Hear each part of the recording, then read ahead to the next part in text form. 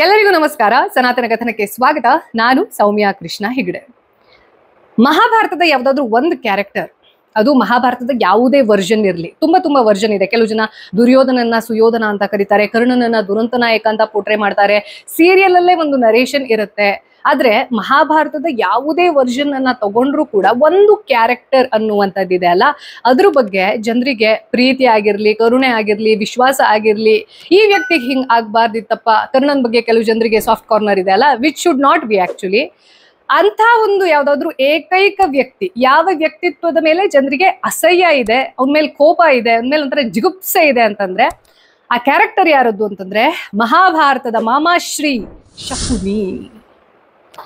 ಈ ಶಕುನಿಗೆ ಸಂಬಂಧಪಟ್ಟ ಹಾಗೆ ಬಹಳಷ್ಟು ಅಪನಂಬಿಕೆ ಸಹ ಇದೆ. ಅಂದ್ರೆ ಈ ವ್ಯಕ್ತಿಯನ್ನ ನಾನೇನ್ ಹೊಗಳ್ಬೇಕು ಅಂತ ಹೇಳ್ತಾ ಇರೋದಿಲ್ಲ, ಆದ್ರೆ ಆ ವ್ಯಕ್ತಿ ಏನ್ ಅಲ್ವೋ ಅದನ್ನ ಕೂಡ ಅರ್ಥ ಮಾಡ್ಕೊಳ್ಬೇಕು. ಒಬ್ಬ ಕೆಟ್ಟವನು, ಬಟ್ ಎಷ್ಟ್ರ ಲೆವೆಲ್ಗೆ ಮಾತ್ರ ಕೆಟ್ಟವನು ಅನ್ನೋದು ಕೂಡ ಆ ವ್ಯಕ್ತಿತ್ವದ ನಿಜ ಪರಿಚಯವನ್ನ ನಮ್ಗೆ ಕೊಡುತ್ತೆ. ಹಾಗಾಗಿ ಇವತ್ತಿನ ಸನಾತನ ಕಥನದ ಎಪಿಸೋಡ್ ನಲ್ಲಿ ಮಹಾಭಾರತದ ಮಾಮಾಶ್ರೀ, ಹಾಗೆ ಒಂದು ಲೆಕ್ಕದಲ್ಲಿ ಮಹಾಭಾರತ ಆಗೋಕೆ, ಕುರುಕ್ಷೇತ್ರ ಯುದ್ಧದಲ್ಲಿ ಮುಗಿಯೋಕೆ ಕಾರಣ ಕೂಡ ಇದೇ ವ್ಯಕ್ತಿ. ಈ ವ್ಯಕ್ತಿಯನ್ನ ಇಮೋಷನಲ್ ಲೆವೆಲ್ ಅಲ್ಲಿ, ಸರ್ಫೇಸ್ ಲೆವೆಲ್ ಅಲ್ಲಿ ಅರ್ಥ ಮಾಡ್ಕೊಂಡು ಆ ವ್ಯಕ್ತಿಯ ಬಗ್ಗೆ ಇರುವಂತಹ ಅಪನಂಬಿಕೆಗಳಿದಾವಲ್ಲ, ಮಿತ್ಸ್ ಅಬೌಟ್ ಶಕುನಿ, ಅದನ್ನ ಡಿಕೋಡ್ ಮಾಡ್ಕೊಳ್ತಾ ಹೋಗೋಣ. ಹಾಗೆ ಈ ಎಪಿಸೋಡ್ ನ ಎಂಡ್ ಅಲ್ಲಿ ನಿಮ್ಗೆ ಮಹಾಭಾರತದ ಯಾವ್ಯಾವ ಪರ್ಸನಾಲಿಟಿಗಳ ಬಗ್ಗೆ ನಾನು ಏನ್ ಅರ್ಥ ಮಾಡ್ಕೊಂಡಿದೀನಿ ಅನ್ನುವಂತ ಒಂದು ಪ್ಲೇ ಲಿಸ್ಟ್ ಅನ್ನ ಕೊಡ್ತೀನಿ. ದಯವಿಟ್ಟು ಅದನ್ನ ನೋಡಿ. ಯಾಕೆಂತಂದ್ರೆ ರಾಮಾಯಣ ಆಗಿರ್ಲಿ, ಮಹಾಭಾರತ ಆಗಿರ್ಲಿ, ಬೇರೆ ಯಾವುದೇ ನಮ್ಮ ಮಹಾಕಾವ್ಯ ಮಹಾಪುರಾಣಗಳು ಇರ್ಲಿ, ನಮಗೆ ಜೀವನದ ಪಾಠವನ್ನ ತುಂಬಾ ಇಂಟ್ರೆಸ್ಟಿಂಗ್ ಕಥೆಗಳ ಮೂಲಕ ಹೇಳ್ಕೊಡ್ತಾ ನಾವು ಆ ಒಂದು ಪಾತ್ರದಲ್ಲಿ ಇದ್ದಂತೆ ಜೀವಿಸುವ ಹಾಗೆ ಮಾಡಿ ಆ ರೀತಿ ಆಗಬಾರದು ಅನ್ನೋದನ್ನ ನಮ್ಗೆ ಒಂದು ಮಾರ್ಗದರ್ಶನವನ್ನ ಕೊಡುತ್ತೆ. That's the reason. ಶಕುನಿ, ಈ ಶಕುನಿ ಪದದ ಅರ್ಥ ಸಂಸ್ಕೃತದಲ್ಲಿ ದೊಡ್ಡ ಹಕ್ಕಿ ಅನ್ನೋ ತರದ ಅರ್ಥ. ಇವಾಗ ಗರುಡ, ಹದ್ದು ಹಿಂಗಿದ್ದೆಲ್ಲ ಇರುತ್ತಲ್ಲ, ಆ ತರದ ಒಂದು ಮೀನಿಂಗ್ ಅನ್ನ ಕೊಡುತ್ತೆ. ಇವನು ಗಾಂಧಾರ ರಾಜ ಸುಬಲ ಹಾಗೂ ಸುಧರ್ಮ, ಮಹಾರಾಣಿಯ ಹೆಸರು ಸುಧರ್ಮ, ಇವರಿಬ್ಬರ ಹಿರಿಯ ಪುತ್ರ. ಹಾಗೆ ಗಾಂಧಾರಿ ಇವನ ತಂಗಿ. ಗಾಂಧಾರಿ ಅಂತಂದ್ರೆ ಪ್ರಾಣ ಬಿಡುವಷ್ಟರ ಮಟ್ಟಿಗೆ ಅವಳನ್ನ ಪ್ರೀತಿ ಮಾಡ್ತಾ ಇದ್ದ, ಪ್ರೊಟೆಕ್ಟ್ ಮಾಡೋಕೆ ಟ್ರೈ ಮಾಡ್ತಾ ಇದ್ದಂತ ಒಬ್ಬ ಒಳ್ಳೆ ಅಣ್ಣ.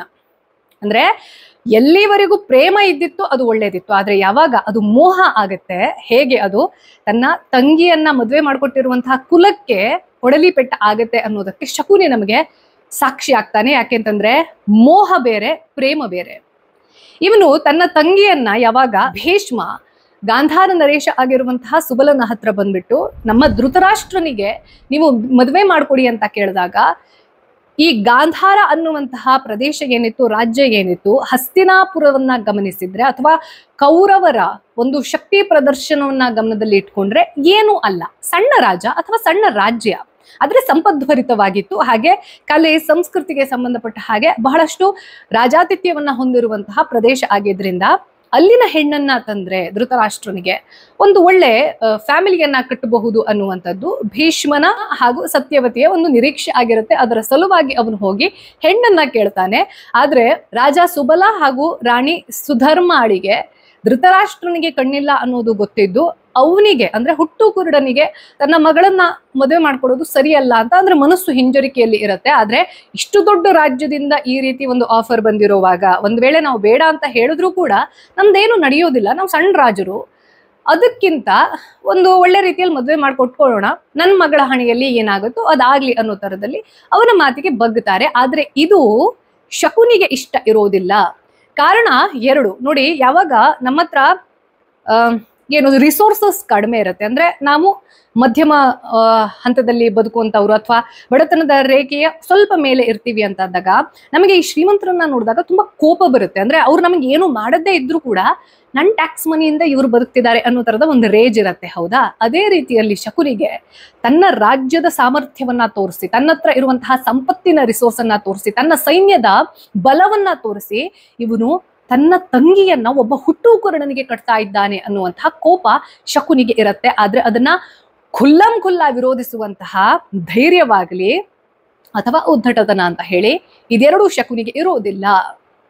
ಆದ್ರೆ ಬಹಳಷ್ಟು ಜನ ಅನ್ಕೊಂಡಂಗೆ ಭೀಷ್ಮ ಶಕುನಿ ತಂದೆ ಹಾಗೂ ಶಕುನಿಯ ಇತರ ಸಹೋದರರನ್ನ ಬಂಧನದಲ್ಲಿ ಇಟ್ಟು, ಅದೇನೋ ಒಂದು ಕತೆ ಇದಲ್ಲ, ಒಂದು ಇಷ್ಟೇ ಊಟ ಕೊಡ್ತಾ ಇದ್ರು, ಎಲ್ರಿಗಿಂತ ಬುದ್ಧಿವಂತ ಇದ್ದಿದ್ದು ಶಕುನಿ ಅನ್ನೋ ಕಾರಣಕ್ಕೋಸ್ಕರ ಅವನ ಸಹೋದರರು ಹಾಗೂ ತಂದೆ ತಮ್ಮ ಊಟವನ್ನೆಲ್ಲ ಶಕುನಿಗೆ ತಿನ್ನಿಸಿ ಕೊನೆಗೆ ಅವನು ಹೊರಗಡೆ ಹೋಗೋ ತರದಲ್ಲಿ ಮಾಡ್ತಾರೆ. ಅದೇ ಒಂದು ರೇಜಿಂದ ತನ್ನ ಅಪ್ಪನನ್ನ, ತನ್ನ ಇಡೀ ಕುಲವನ್ನ ಸರ್ವನಾಶ ಮಾಡ್ದ ಭೀಷ್ಮ ಅನ್ನೋ ಕಾರಣಕ್ಕೋಸ್ಕರ ಈ ರೀತಿ ದುರ್ಯೋಧನನ ಮೂಲಕ ಇಡೀ ಕುರುವಂಶವನ್ನ ಸರ್ವನಾಶ ಮಾಡ್ದ ಅನ್ನುವಂಥದ್ದೇನಿದೆ, ಇದು ಕೇವಲ ಕಥೆ.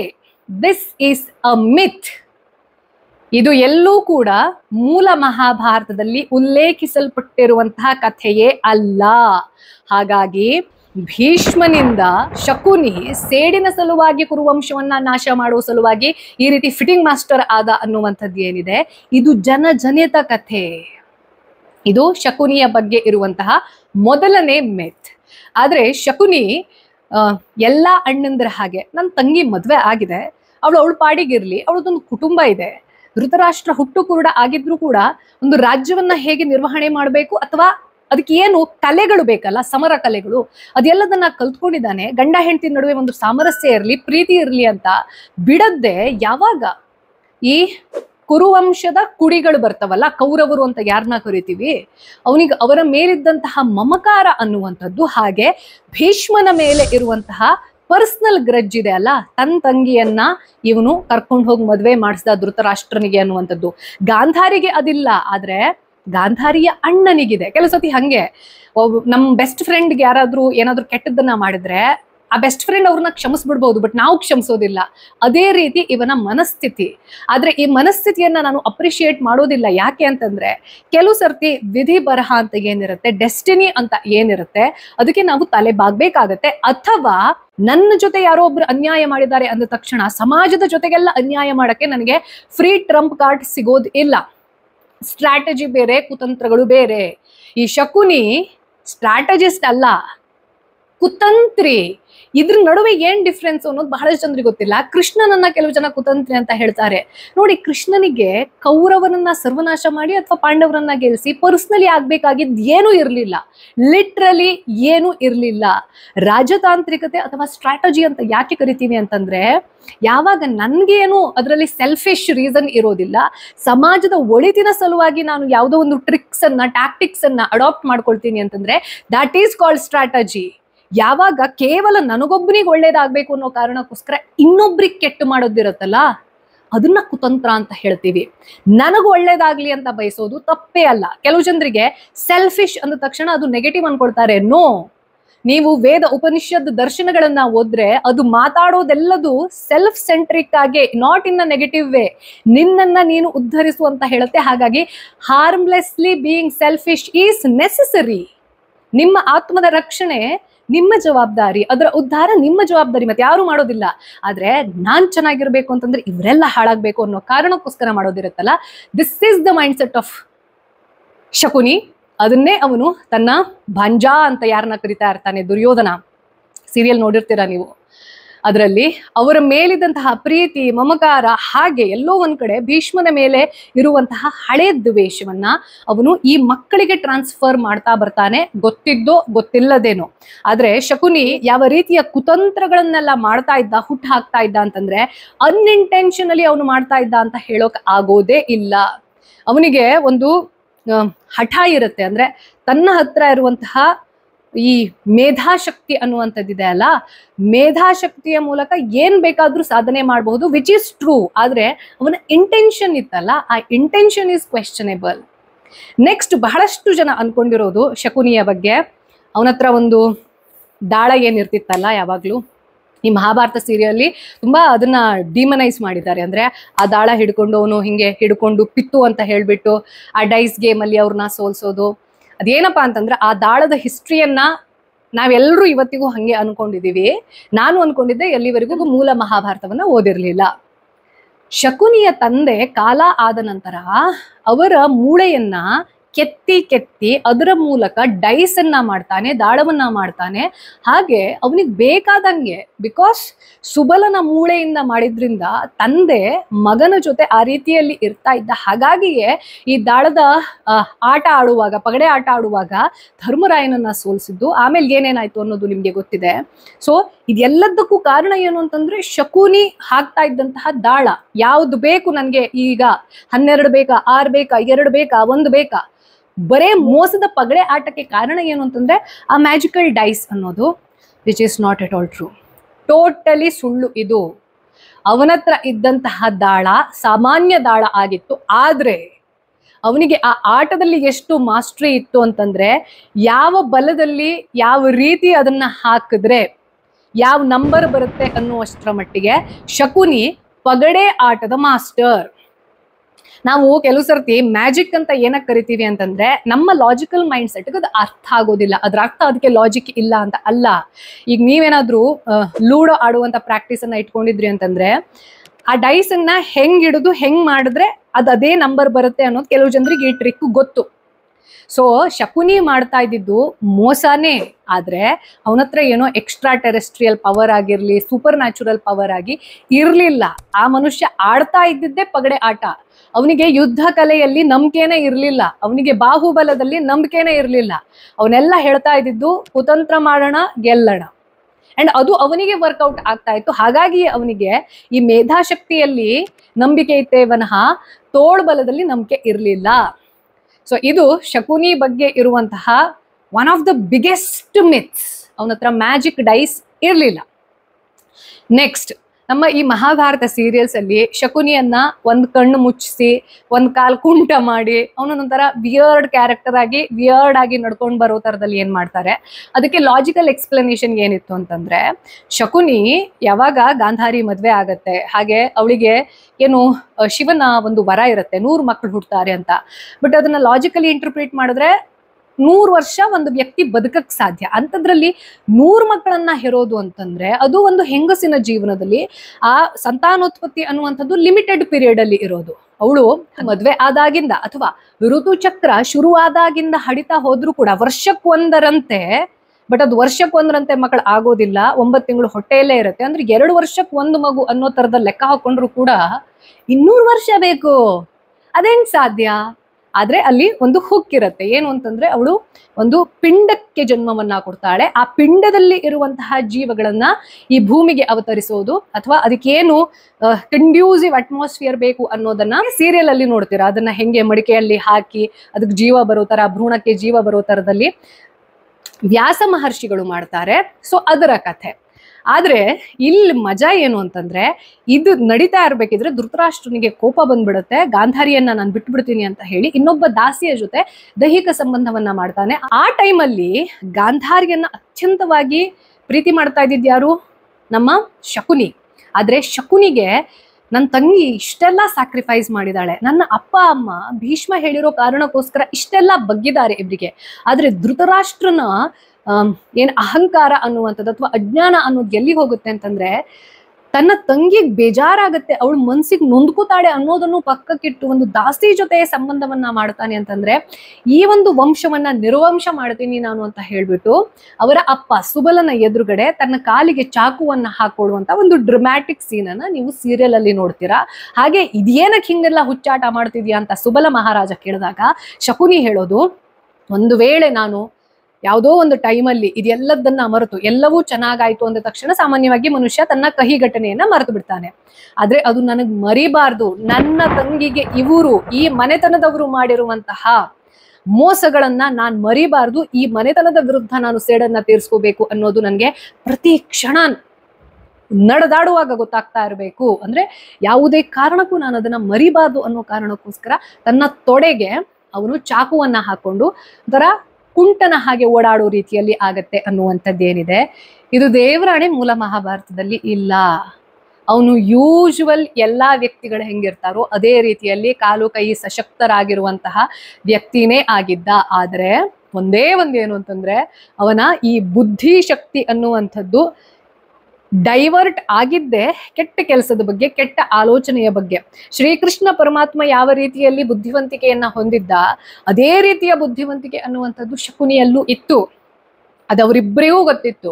ಆದ್ರೆ ಶಕುನಿ ಶ್ರೀಕೃಷ್ಣನಿಗಿಂತ ಹೇಗೆ ವಿಭಿನ್ನ ಆಗಿ ನಮಗೆ ಕಾಣಿಸ್ತಾನೆ.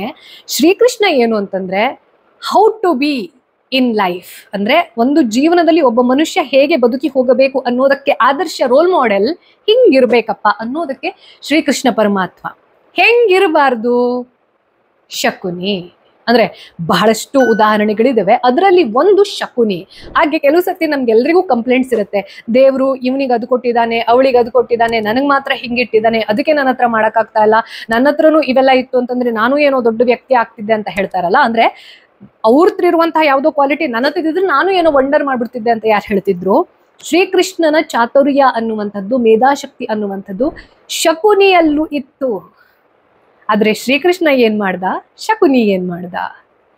ಏನಿರುತ್ತೆ ಅನ್ನೋದು ಇಂಪಾರ್ಟೆಂಟ್ ಅನ್ನೋದಕ್ಕಿಂತ ಅದರಿಂದ ನಾನು ಏನು ಮಾಡಬಲ್ಲೆ ಹಾಗೂ ಅದನ್ನ ಮಾಡೋದಕ್ಕೆ ನನ್ನ ಉದ್ದೇಶ ಏನು, ನನ್ನ ಇಚ್ಛಾಶಕ್ತಿಯ ಉದ್ದೇಶ ಏನು ಅನ್ನೋದಿದೆಲ್ಲ, that is what matters in life. ನೀವು ಅದೇನೇ ತಂತ್ರಗಳನ್ನ ಮಾಡಿ, ಪ್ರತಿತಂತ್ರಗಳನ್ನ ಮಾಡಿ, ಸಾಮ್ ದಾಮ್ ದಂಡ ಬೇದಿ ಎಲ್ಲವನ್ನ ಆಯ್ಕೆ ಮಾಡ್ಕೊಳ್ಳಿ, ಅಲ್ಟಿಮೇಟ್ಲಿ ನಿಮ್ಮ ಇಂಟೆಂಟ್ ಅನ್ನುವಂಥದ್ದಿದೆ ಅಲ್ಲ, ಅದು ಎಲ್ಲಾ ಗೇಮನ್ನ ಡಿಸೈಡು ಮಾಡುತ್ತೆ, ಅದನ್ನ ವಿನ್ನೂ ಮಾಡಿಸುತ್ತೆ ಅಥವಾ ಸೋಲಿಸುತ್ತೆ. ಕೆಲವು ಸರ್ತಿ ಟೆಂಪ್ರರಿ ಗೆಲುವು ಅಂತ ಇರುತ್ತೆ. ಆ ಟೆಂಪ್ರರಿ ಗೆಲುವಿಗೋಸ್ಕರ ನೀವು ನಿಮ್ಮ ಉದ್ದೇಶವನ್ನ ಕೆಟ್ಟದಾಗಿ ಇಟ್ಟುಕೊಂಡು ಏನೋ ದೊಡ್ಡ ಸಾಧನೆ ಅನ್ನೋ ತರದಲ್ಲಿ ಮಾಡ್ತೀರಾ ಅಂತಂದ್ರೆ ಫೈನಲಿ ನೀವು ಹೇಗೆ ಎಂಡ್ ಆಗ್ತೀರಾ ಅಂತಂದ್ರೆ ಶಕುನಿಯ ಹಾಗೆ. ಅಷ್ಟೆಲ್ಲ ಮಾಡಿ ತನ್ನ ಅಳಿಯಂದ್ರಿಗೆ ಅಷ್ಟೆಲ್ಲ ಪ್ರೀತಿ ಕೊಟ್ಟು, ಆ ಪ್ರೀತಿ ಕೊಡ್ತಾ ಕೊಡ್ತಾ ತನ್ನ ಒಂದಷ್ಟು ಮಹತ್ವಾಕಾಂಕ್ಷೆಗಳನ್ನ ಬಿಟ್ಬಿಟ್ಟಿದ್ದ, ಅಥವಾ ಒಂದಷ್ಟು ಕೆಟ್ಟ ಬುದ್ಧಿಯನ್ನ, ಹಳೆ ದ್ವೇಷವನ್ನ ಮರೆತು ಬಿಟ್ಟಿದ್ದ ಅಂತಂದ್ರೆ ಬಹುಶಃ ದುರ್ಯೋಧನ ಅಷ್ಟು ಕೆಟ್ಟದಾಗಿ ಸಾಯ್ತಾ ಇರಲಿಲ್ಲ. ಇಲ್ಲಿ ಕಂಪ್ಲೀಟ್ ಆಗಿ ಶಕುನಿಯನ್ನೇ ನಾವು ಆರೋಪಿತ ಸ್ಥಾನದಲ್ಲಿ ನಿಲ್ಸೋಕೆ ಸಾಧ್ಯ ಇಲ್ಲ. ಯಾರು ಏನೇ ಹೇಳ್ಕೊಟ್ರು ನಂದೊಂದು ಸ್ವಂತ ಬುದ್ಧಿ ಅಂತ ಇರುತ್ತೆ, ಅದರ ಮೇಲೆ ನನ್ನ ನಾಶ ಅಥವಾ ಉಳಿವು ಅನ್ನುವಂಥದ್ದು ಕೂಡ ಡಿಸೈಡ್ ಆಗುತ್ತೆ. ಹಾಗೆ ಈ ಶಕುನಿ ಈ ರೀತಿ ತಲೆ ತುಂಬ್ತಿದ್ದಾನೆ.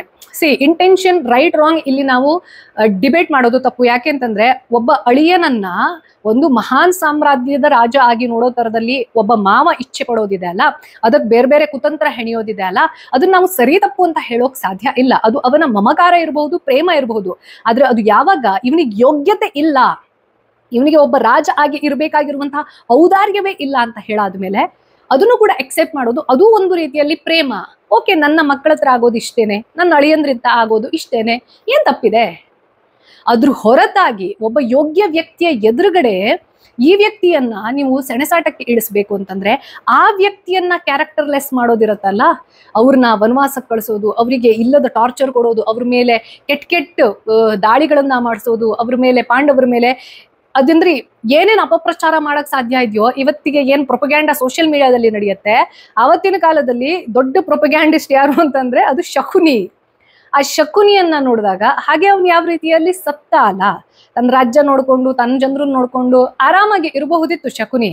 ಆದ್ರೆ ಅವನು ಒಂದು ಮಹತ್ವಾಕಾಂಕ್ಷೆ ಅನ್ನೋದನ್ನ ತನ್ನ ಹಳೆ ದ್ವೇಷದ ಮೂಲಕ ಹೇಗೆ ಹುಟ್ಟಿಸ್ಕೊಳ್ತಾನೆ, ಭೀಷ್ಮನನ್ನ ಮಣಿಸ್ಬೇಕು ಅನ್ನೋದು ಅವನ ಹಠ ಆಗಿರುತ್ತೆ. ಹಾಗೆ ತನ್ನ ತಂಗಿಯ ಮಕ್ಕಳೇ ಯಾವತ್ತೂ ರಾಜ್ಯವನ್ನ ಆಳ್ತಾ ಇರಬೇಕು, ಅವ್ರಿಗಿಂತ ಡಿಸರ್ವಿಂಗ್ ಕ್ಯಾಂಡಿಡೇಟ್ಸ್ ಯಾರಿರ್ತಾರೆ ಅವ್ರನ್ನ ನಾನು ಸರ್ವನಾಶ ಮಾಡ್ಬಿಡ್ತೀನಿ, ಅವ್ರನ್ನ ವನವಾಸಕ್ಕೆ ಅಟ್ಟು ಬಿಡ್ತೀನಿ, ಒಟ್ನಲ್ಲಿ ನಾನು ಈ ಒಂದು ಆಟದ ಸೂತ್ರಧಾರ ಆಗಿ ಇರಬೇಕು ಅನ್ನುವಂತಹ ಹಠ ಇರುತ್ತಲ್ಲ, ಇದು ಕೆಟ್ಟ ಹಠ. ಈ ಕೆಟ್ಟ ಜಿದ್ದಿಂದಾನೆ ಶಕುನಿ ಸರ್ವನಾಶ ಆಗಿದ್ದು. ಹಾಗೆ ಶಕುನಿಯ ಬದುಕು ಇದೆ ಅಲ್ಲ, ಎಲ್ಲ ಇದ್ದು ಹೇಗೆ ಒಂದು ಜೀವನ ಫೇಲ್ ಅಂತ ಅನಿಸಿಕೊಳ್ಳೋಕೆ ಸಾಧ್ಯ ಅನ್ನೋದಕ್ಕೆ ಶಕುನಿ ನಮಗೆ ಸಾಕ್ಷಿಯನ್ನ ಹೇಳ್ತಾನೆ. Shakuni is the inspiration for how not to be in life with that great talent.